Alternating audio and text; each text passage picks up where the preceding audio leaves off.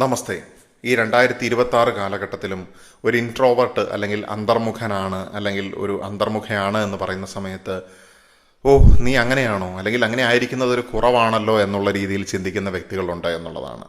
Introversion എന്ന് പറയുന്ന സമയത്ത് സമൂഹത്തിനോട് വെറുപ്പാണെന്നോ അല്ലെങ്കിൽ മറ്റുള്ളവരോട് സംസാരിക്കാൻ ഭയമാണെന്നോ അല്ലെങ്കിൽ അതൊരു കഴിവുകേടാണെന്നോ ഒരു കുറവാണെന്നോ എന്നൊക്കെ ചിന്തിക്കുന്ന ആളുകൾ ഈ ആധുനിക കാലത്തും ഉണ്ട് എന്നുള്ളത് ഒരു പ്രധാനപ്പെട്ട വസ്തുതയാണ്. യഥാർത്ഥത്തിൽ ഇൻട്രോവേർട്ട് ആയിരിക്കുന്നത് ഒരു ദൗർബല്യമാണോ അതോ ഒരു സൂപ്പർ പവർ ആണോ എന്നുള്ളതാണ് ഈ വീഡിയോയിൽ ചർച്ച ചെയ്യാനായിട്ട് പോകുന്നത്.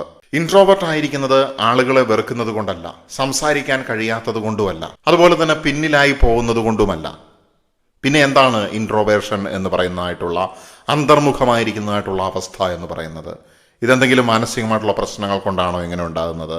മറ്റുള്ള ആളുകളോട് ഒട്ടും തന്നെ ഇൻട്രാക്ഷൻ ഇല്ലാതെ ഒരു മുറിയിൽ അടച്ചിട്ടിരിക്കുക എന്നുള്ളതിനപ്പുറത്തേക്ക് അധികം സംസാരിക്കാറില്ല, കാമായിട്ടുള്ളൊരു വ്യക്തിത്വമാണ്, അധികം ഇടപെടാറില്ല എന്നൊക്കെ പറയുമ്പോൾ തന്നെ അയാൾ അങ്ങനെ അധികം സംസാരിക്കാറില്ല. അയാൾ ജോലിക്ക് പോകുന്നു, വീട്ടിലേക്ക് വരുന്നു, അങ്ങനെ വലിയ ബന്ധങ്ങളൊന്നുമില്ല എന്നൊക്കെ പറയുന്ന സമയത്ത് അത് യഥാർത്ഥത്തിൽ ഒരു കുറ്റവും കുറവുമായിട്ട് നമുക്ക് കണക്കിലെടുക്കാനായിട്ട് സാധിക്കുമോ? ഞാൻ പറയുന്നു, ഇൻട്രോവേർഷൻ അല്ലെങ്കിൽ അന്തർമുഖത്വം എന്ന് പറയുന്നത് ഈസ് ആൻ എനർജി ഡിസൈൻ. അത് ദൈവത്തിന്റെ മറ്റൊരു സൃഷ്ടി തന്നെയാണ്.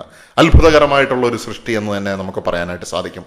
കാമായിട്ടുള്ള അതോറിറ്റി, കാമായിട്ടുള്ള സൂപ്പർ പവർ എന്ന് നമുക്ക് പറയാനായിട്ട് സാധിക്കും. പേഴ്സണലി ഒരുപാട് പേഴ്സണാലിറ്റി ടെസ്റ്റുകൾ നടത്തുന്ന സമയത്ത് നിങ്ങളുടെ മുന്നിൽ സംസാരിക്കുന്ന ഞാനടക്കമുള്ള ഒരുപാട് വ്യക്തികൾ, ഇത് കേൾക്കുന്ന ആളുകളും ഒരുപാട് വ്യക്തികൾ ഇൻട്രോവേർട്സ് ഉണ്ട് എന്നുള്ളതാണ്. പക്ഷേ ആഗോള ജനസംഖ്യയുടെ കണക്കെടുത്ത് നോക്കുന്ന സമയത്ത് ഇൻട്രോവേർട്സിൻ്റെ എണ്ണം വളരെ കുറവാണ് എന്നുള്ളതാണ്.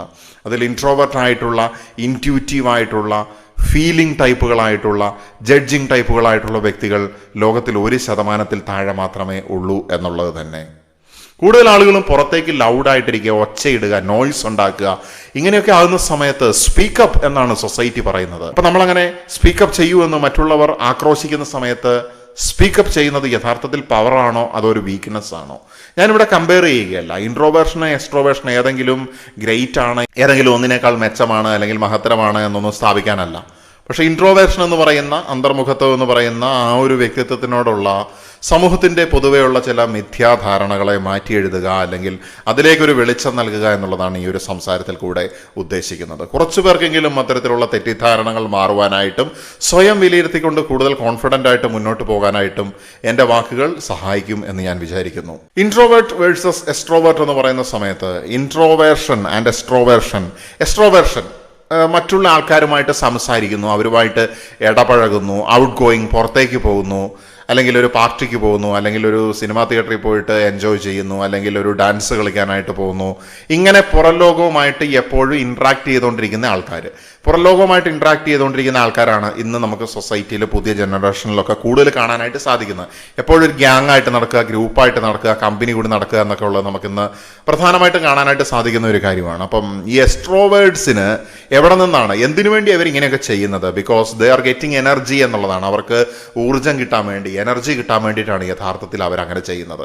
എന്നാൽ ഇൻട്രോവേർട്സിനെ സംബന്ധിച്ചിടത്തോളം, എക്സ്ട്രോവേർട്സിന് പുറത്തുള്ള ആൾക്കാരുമായിട്ട് ഇടപെടുമ്പോഴാണ്, പുറലോകവുമായിട്ട് ഇടപെടുന്ന സമയത്താണ് എനർജി കിട്ടുന്നത് എന്നുണ്ടെങ്കിൽ ഇൻട്രോവേർട്സിനെ സംബന്ധിച്ചിടത്തോളം അങ്ങനെ ചെയ്യാതിരിക്കുന്ന സമയത്ത്, ഒറ്റയ്ക്കായിരിക്കുന്ന സമയത്താണ് അവർക്ക് എനർജി കിട്ടുന്നത്. ഇത് രണ്ടും രണ്ട് രീതിയിലുള്ള ബാറ്ററി സിസ്റ്റം ആണെന്ന് നമുക്ക് പറയാൻ പറ്റും. രണ്ടുപേരും റീചാർജ് ചെയ്യുന്നത് രണ്ട് മെത്തേഡ്സിൽ കൂടെയാണ്.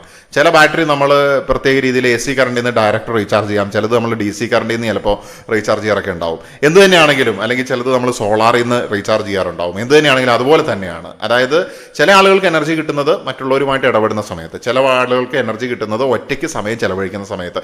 ഇതാണ് ഈ എനർജി സിസ്റ്റം, ഈ ബാറ്ററി സിസ്റ്റമാണ് ഇൻട്രോവേർട്സും എക്സ്ട്രോവേർട്സും തമ്മിലുള്ള പ്രധാനപ്പെട്ട വ്യത്യാസം എന്ന് പറയുന്നത്. ഇതിൽ മേൽക്കോയ്മ എന്തെങ്കിലും ഉണ്ടോ? ഒരു മേൽക്കോയ്മയും ഇല്ല. ഇത് ബാറ്ററി ടൈപ്പ് ഡിഫറൻസ് മാത്രമാണ്. പക്ഷേ എണ്ണത്തിൽ വ്യത്യാസം ഉണ്ടാവും. പിന്നെ ഇവർ കൃത്യമായിട്ട് ഇവരുടെ ഈ പവർ, ഇൻട്രോവേർട്സ് അവരുടെ പവറിനെ കൃത്യമായിട്ട് ഉപയോഗിച്ചിട്ടുണ്ടെങ്കിൽ അവർക്ക് ആയിരക്കണക്കിന് എക്സ്ട്രോവേർട്സിനെ ഭരിക്കുന്ന രീതിയിലും ഇൻഫ്ലുവൻസ് ചെയ്യുന്ന രീതിയിലും മാറാനായിട്ട് സാധിക്കും എന്നുള്ളത് ഒരു പ്രധാനപ്പെട്ട വസ്തുതയാണ്. എന്തുകൊണ്ടാണ് ഈ ഇൻട്രോവേർട്സിനെ സൊസൈറ്റി ഇങ്ങനെ തെറ്റായിട്ട് കാണുന്നത് എന്നുള്ളത് നിങ്ങൾ ചിന്തിച്ചു നോക്കിയിട്ടുണ്ടോ? പ്രധാനപ്പെട്ട കാരണം എന്ന് പറയുന്നത് ലൗഡായിട്ടുള്ള ആൾക്കാരാണ്, ഒത്തിരി ഒച്ച വെക്കുന്ന ആൾക്കാരാണ് കോൺഫിഡൻ്റ് എന്നാണ് സാധാരണ സൊസൈറ്റി തെറ്റിദ്ധരിച്ചു വെച്ചിരിക്കുന്നത്. നമ്മൾ പല ആൾക്കാർ സംസാരിക്കുന്നത് നിങ്ങൾ ശ്രദ്ധിച്ചു നോക്കിയിട്ടുണ്ട്, അറിയാം. അവൻ ഭയങ്കര സ്മാർട്ടാണ് അല്ലെങ്കിൽ അവൾ ഭയങ്കര സ്മാർട്ടാണ് എന്ന് പറയുമ്പോൾ ആ വ്യക്തിയെ ഒന്ന് ഒബ്സർവ് ചെയ്താൽ നിങ്ങൾക്ക് മനസ്സിലാവും അവൻ അല്ലെങ്കിൽ അവൾ നല്ല രീതിയിൽ സംസാരിക്കുകയും പുറത്തുള്ള ആൾക്കാരുമായിട്ട് നല്ല രീതിയിൽ ഇടപെടുകയും ചെയ്യുന്ന ആക്റ്റീവായിട്ടുള്ള ഒരു എക്സ്ട്രോവേർട്ട് ആകാനുള്ള സാധ്യത വളരെ അധികമാണ്.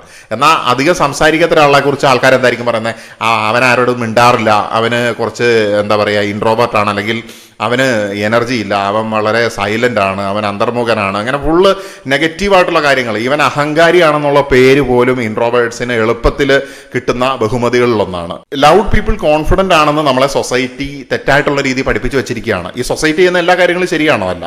നമ്മൾ ആ കാര്യങ്ങളെയാണ് ചോദ്യം ചെയ്തുകൊണ്ടിരിക്കുന്നത്. അതിനോടൊപ്പം തന്നെ ഇതേ സൊസൈറ്റി തന്നെ silence is equal to weakness എന്നും പഠിപ്പിച്ചു വെച്ചിട്ടുണ്ട്. സ്പീക്കപ്പ് എന്ന് പറയുന്നത് ഒരു വെർച്യു ആക്കി വെച്ചിരിക്കുകയാണ്. എന്നാൽ അതേസമയം ലിസൺ ഡീപ്ലി എന്നതിനെ ഇഗ്നോർ ചെയ്ത് കളയുകയുമാണ് ഈ സൊസൈറ്റി എന്ന് പറയുന്നത്. അപ്പൊ നമ്മൾ ഒരുപാട് ഒച്ച വെക്കുകയാണോ, കാര്യങ്ങളെ ഡീപ്ലി ഒബ്സർവ് ചെയ്യുന്നു, അല്ലെങ്കിൽ ലിസൺ ചെയ്യുന്നു, അല്ലെങ്കിൽ അനലൈസ് ചെയ്യുന്നു, ഇതിലേതാണ് പ്രധാനം എന്ന് ചോദിച്ചു കഴിഞ്ഞിട്ടുണ്ടെങ്കിൽ ഉത്തരം എന്ന് പറയുന്നത് കാര്യങ്ങളെക്കുറിച്ച് കൂടുതൽ ഗ്രാഹ്യമുണ്ടാക്കിയതിന് ശേഷം പ്രതികരിക്കുക എന്നുള്ളതാണ്. ഇത് ഇൻട്രോവേർട്സിന് ഭാഗ്യവശാൽ അവരുടെ ജന്മത്തിൽ തന്നെ വീണ് കിട്ടിയിരിക്കുന്ന ഒരു കാര്യമാണ്. എക്സ്ട്രോവേർട്സിന് ഇത് സാധിക്കില്ല എന്നുള്ളതല്ല, കാര്യങ്ങളെ ഗ്രാസ്പ് ചെയ്തിട്ട് റെസ്പോണ്ട് ചെയ്യാനായിട്ട് സാധിക്കും. But they have to train themselves. അങ്ങനെ ആയിരിക്കാനായിട്ട് അവർ അവരെ തന്നെ പരിശീലിപ്പിക്കേണ്ടി വരും എന്നുള്ളതാണ് ഇതിൻ്റെ ഒരു വ്യത്യാസം എന്ന് പറയുന്നത്. എന്ന് കരുതി എക്സ്ട്രോവേർട്സിന് മറ്റ് കഴിവുകൾ ഇവരെക്കാളും കുറവാണെന്നൊന്നുമല്ല ഞാൻ പറയുന്നത്. എക്സ്ട്രോവേർട്സിനെ കുറിച്ച് കൂടുതൽ ഞാൻ ഈ വീഡിയോയിൽ സംസാരിക്കുന്നില്ല, ബിക്കോസ് നമ്മൾ ഫോക്കസ് ചെയ്യുന്ന ഇൻട്രോവേർഷൻ എന്ന് പറയുന്ന കൺസെപ്റ്റിലാണ്. അപ്പോൾ ഈ കാര്യങ്ങളൊക്കെ ഉള്ളതുകൊണ്ട് തന്നെ ഇൻട്രോവേർട്സ് പെട്ടെന്ന് മിസ്അണ്ടർസ്റ്റുഡ് ചെയ്യപ്പെടും. അപ്പോൾ അവർ ചിലപ്പോൾ പുറകിൽ മൂലയിലായിരിക്കും പോയിരിക്കുന്നത്. അതുകൊണ്ട് തന്നെ അവരെ ഏറ്റവും പുറകിലിരിക്കുന്നവൻ ആദ്യം എഴുന്നേറ്റിട്ട് ഉത്തരം പറയാനാണ് പല മാഷ്മാരും പറയല്. അല്ലെങ്കിൽ ഏറ്റവും സൈലന്റ് ആയിട്ടിരിക്കുന്ന ആളെയാണ് പെട്ടെന്ന് എപ്പോഴും ഒരു ട്രെയിനറൊക്കെ വരുമ്പോൾ അയാൾ പൊക്കുന്നത്. അല്ലെങ്കിൽ ഫോഴ്സ്ഡ് ടു പെർഫോം എന്ന് പറയുന്ന ഒരു അവസ്ഥ ഇൻട്രോവേർട്സ് എപ്പോഴും ഫേസ് ചെയ്യേണ്ടി വരുന്ന ഒരു കാര്യമാണ്. എന്നാൽ എക്സ്ട്രോവേർട്സിനെ സംബന്ധിച്ചിടത്തോളം അവരെ പെർഫോം ചെയ്യാനായിട്ട് ഫോഴ്സ് ചെയ്യുന്നില്ല, കാരണം ഓൾറെഡി അവർ പെർഫോം ചെയ്തുകൊണ്ടിരിക്കുകയാണ്. ഈ സമയത്താണ് ഇൻട്രോവേർട്സിന് ഒരു സെൽഫ് ഡൗട്ട് ഉണ്ടാകുന്നത്. അതായത് എന്നെ എല്ലാവരും ഫോഴ്സ് ചെയ്യുന്നു, എന്നെ എല്ലാവരും ഇങ്ങനെ പറയുന്നു, കാമാണ്, അല്ലെങ്കിൽ മിണ്ടുന്നില്ല, അഹങ്കാരമാണ്, അന്തർമുഖത്വമാണ്, എനിക്കെന്തോ ഒരു കുറവുണ്ട്, ഞാൻ ഉൾവലിഞ്ഞ വ്യക്തിയാണ് എന്നൊക്കെ സൊസൈറ്റി പറയുന്നു, ഞാൻ ഒറ്റപ്പെട്ട വ്യക്തിയാണെന്ന് എന്നോട് അധ്യാപകർ പറയുന്നു. ഇങ്ങനെ ഉള്ള ചിന്ത വരുന്ന സമയത്ത് ഇൻട്രോവേർട്സിന്റെ മനസ്സിൽ അത് പിന്നീട് അവർ വളർന്നു വരുന്ന ഘട്ടങ്ങളിൽ, ഇപ്പൊ ചെറിയ പ്രായത്തിലൊക്കെയാണ് ഇങ്ങനത്തെ കാര്യം കേൾക്കുന്ന സമയത്ത് ഇതും മനസ്സിൽ വെച്ചുകൊണ്ട് വളർന്നു വരുന്ന കുട്ടി പിന്നീട് അങ്ങോട്ട് ഒരുപാട് പ്രശ്നങ്ങളെ ഫേസ് ചെയ്യേണ്ടി വരും എന്നുള്ളതാണ്. പിന്നെ ഇൻട്രോവേർട്സ് വളരെ പൊളൈറ്റായിട്ട് പെരുമാറുന്ന ആൾക്കാരായിരിക്കും. അങ്ങനെയുള്ള ആൾക്കാരുടെ പൊളൈറ്റ് ആയിട്ടുള്ള അവസ്ഥ ഇന്നത്തെ സമൂഹത്തിന് ഒരു കഴിവുകേടായിട്ടാണ് കാണുന്നത്. അതായത് നമ്മൾ ഇന്നത്തെ സമൂഹത്തിൽ ഇടപെടുന്ന സമയത്ത് വിനയത്തോടു കൂടിയും എളിമയോടു കൂടിയും ഒരാൾ ഇടപെടുന്നുണ്ടെങ്കിൽ അവനൊരു മണ്ടനാണ്, അവനെ പറ്റിക്കാമെന്ന് വിചാരിക്കുന്നതായിട്ടുള്ള ഒരു മഹാഭൂരിപക്ഷം അടങ്ങുന്നതായിട്ടുള്ള ഒരു സമൂഹമാണ് എന്നുള്ളത്. അതുകൊണ്ട് തന്നെ നമ്മൾ ആരുടെ മുന്നിലും അധികമായിട്ടുള്ള വിനയമോ ഭവ്യതയോ കാണിക്കേണ്ട ആവശ്യമില്ല. അത് കാണിക്കുന്നതല്ല, ഇൻട്രോവേർട്സിന്റെ പേഴ്സണാലിറ്റിയിൽ അത് ഓട്ടോമാറ്റിക്കലി അങ്ങനെയാണ്. പക്ഷേ അവിടെ നമ്മളൊരു ബൗണ്ടറി സെറ്റ് ചെയ്യണമെന്നുള്ളതാണ്. നമ്മുടെ സ്റ്റാൻഡ് ക്ലിയർ ആയിട്ട് നമുക്ക് പറയേണ്ട സമയത്ത് പറയാനായിട്ട് സാധിക്കണം എന്നുള്ളത് പ്രധാനപ്പെട്ട ഒരു വസ്തുതയാണ്. അല്ലെങ്കിൽ ആളുകൾ ഏറ്റവും കൂടുതൽ തെറ്റിദ്ധരിക്കുന്നതായിട്ടുള്ള ഒരു പേഴ്സണാലിറ്റിയാണ് ഇൻട്രോവേർട്ട് ആയിട്ടുള്ള വ്യക്തികൾ. എസ്പെഷ്യലി INFJ എന്ന് പറയുന്ന പേഴ്സണാലിറ്റി ടൈപ്പ് ഒക്കെ ഉണ്ട്. അതായത് ഇൻട്രോവേർട്ടഡ്, ഇൻറ്റ്യൂറ്റീവ്, ഫീലിംഗ്, ജഡ്ജ് എന്ന് പറയുന്ന ചില പേഴ്സണാലിറ്റി ടൈപ്പുകൾ. അങ്ങനെയുള്ള പേഴ്സണാലിറ്റി ടൈപ്പുകളൊക്കെ ലോകത്തിലെ ഏറ്റവും മിസ്അണ്ടർസ്റ്റുഡ് ആയിട്ടുള്ള പേഴ്സണാലിറ്റി ആണ് എന്നുള്ളതാണ്. കാരണം അവർ യഥാർത്ഥത്തിലായിരിക്കുന്നത് എങ്ങനെയാണോ അങ്ങനെയല്ല പുറത്തുള്ള ആൾക്കാർ അവരെ ഗ്രഹിക്കുന്നത്. കാരണം ഇവർക്ക് പ്രകൃതിയാൽ കിട്ടിയിരിക്കുന്നതായിട്ടുള്ള ഇവരുടെ ചുറ്റിനുമുള്ള ആ ഒരു മിസ്റ്ററി, ആ ഒരു നിഗൂഢത എന്ന് പറയുന്നത് എപ്പോഴും പുറത്തുനിന്ന് നോക്കുന്ന ആൾക്കാർക്ക് ഇവരുടെ പേഴ്സണാലിറ്റിയെ മറയ്ക്കുന്ന ഒരു പുകമറ പോലെ ഫീൽ ചെയ്യുകയും ഇവരെ ഒരു ഹെഡ് ഈസ് ഇൻ ക്ലൗഡ് എന്ന് പറഞ്ഞ പോലെ, അതായത് ഇവരെ മനസ്സിലാക്കാൻ പറ്റാത്തൊരവസ്ഥയിൽ ആളുകൾ അവരുടെ തോന്നലുകൾക്കനുസരിച്ചിട്ട് ഇവരുടെ പേഴ്സണാലിറ്റിനെ ഡിഫൈൻ ചെയ്യാൻ വേണ്ടിയിട്ട് ശ്രമിക്കും. അവരുടെ തോന്നലുകൾ എന്ന് പറയുന്നത് പല സമയത്ത് അവരുടെ ഉള്ളിൽ നിന്ന് തന്നെ വരുന്ന കാര്യങ്ങളായിരിക്കും. അതിൻ്റെ അടിസ്ഥാനത്തിൽ നിങ്ങളെ വിധിക്കാനായിട്ട് ശ്രമിക്കുമ്പോൾ അവരുടെ തന്നെ ഒരു റിഫ്ലക്ഷനാണ് നമുക്ക് അവിടെ കാണാനായിട്ട് സാധിക്കുന്നത് എന്നുള്ളതാണ്. അപ്പോൾ അതിൽ നമ്മൾ തളരേണ്ട യാതൊരു കാര്യമില്ല. നിങ്ങൾ എന്താണ് എന്നുള്ളത് നിങ്ങളെ മാത്രമേ ബോധിപ്പിക്കേണ്ട ആവശ്യമുള്ളൂ എന്നുള്ളതാണ്. കാരണം പ്രപഞ്ചത്തിന് ഓൾറെഡി അറിയാം നിങ്ങൾ ഇങ്ങനെയാണ്.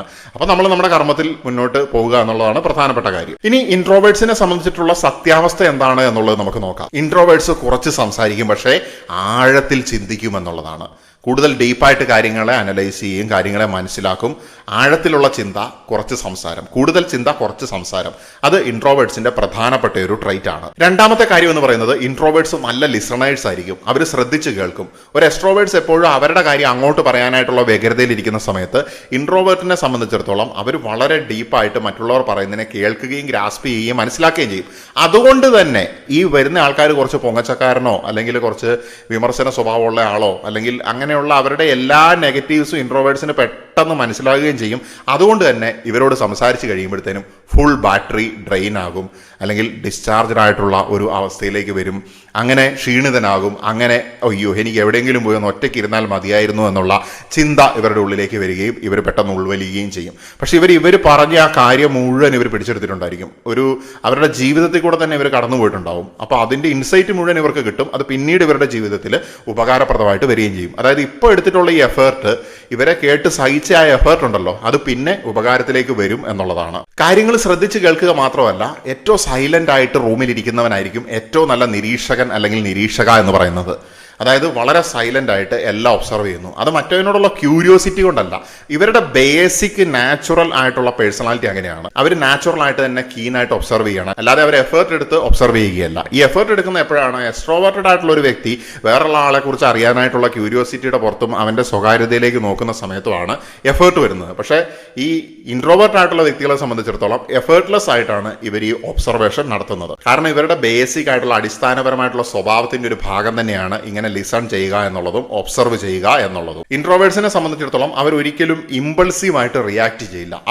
എത്ര വലിയ സ്ട്രെസ് വരുന്ന സാഹചര്യം ആണെങ്കിൽ പോലും ആ സ്ട്രെസ്സിന്റെ മാക്സിമം ഒരു സ്പോഞ്ചിനെ പോലെ സ്വന്തം മനസ്സിലേക്കും ശരീരത്തിലും അബ്സോർബ് ചെയ്തെടുക്കുന്നുള്ളതാണ്. അത് ഈ ഇൻട്രോവേർട്സിന്റെ ഒരു നെഗറ്റീവായിട്ടുള്ള ഒരു റിസൾട്ട് ഉണ്ടാക്കുന്ന ഒരു കാര്യം കൂടിയാണ്. അതായത് പുറത്തുനിന്നുള്ള സ്ട്രെസ്സിനെ സ്വന്തം ഉള്ളിലേക്ക് എടുക്കുന്നതുകൊണ്ട് പെട്ടെന്ന് തന്നെ അവർക്ക് ശാരീരികമായിട്ടുള്ള ക്ഷീണവും അല്ലെങ്കിൽ സ്ട്രെസ് റിലേറ്റഡ് ആയിട്ടുള്ള മറ്റ് പ്രശ്നങ്ങളിലേക്കൊക്കെ പോകാനുള്ള സാധ്യത വളരെ അധികമാണെന്നുള്ളത് ശാസ്ത്രീയമായിട്ട് തെളിയിച്ചിട്ടുള്ള കാര്യം തന്നെയാണ്. അത് ടൈപ്പ് എ, ടൈപ്പ് ബി എന്നൊക്കെ പറയുന്ന പേഴ്സണാലിറ്റി ടൈപ്പുകളെ കുറിച്ചിട്ടുള്ള തിയറിയൊക്കെ നോക്കി കഴിഞ്ഞിട്ടുണ്ടെങ്കിൽ നിങ്ങൾക്ക് മനസ്സിലാക്കാനായിട്ട് സാധിക്കും. ഞാൻ അതിനെക്കുറിച്ച് കൂടുതലായിട്ട് ഇവിടെ വിവരിക്കുന്നില്ല. ഇൻട്രോവേർട്സിനെ സംബന്ധിച്ചിടത്തോളം അവർ ഇമ്പൾസീവ് ആയിട്ടുള്ള കാര്യങ്ങൾക്ക് പെട്ടെന്നുള്ള റിയാക്ഷൻ അവരിൽ നിന്ന് പ്രതീക്ഷിക്കേണ്ട എന്നുള്ളതാണ്. അതുകൊണ്ട് തന്നെ ഒത്തിരി നോയ്സ് ഉണ്ടാക്കുന്നതായിട്ടുള്ള സ്വഭാവം ഇവർക്കില്ല.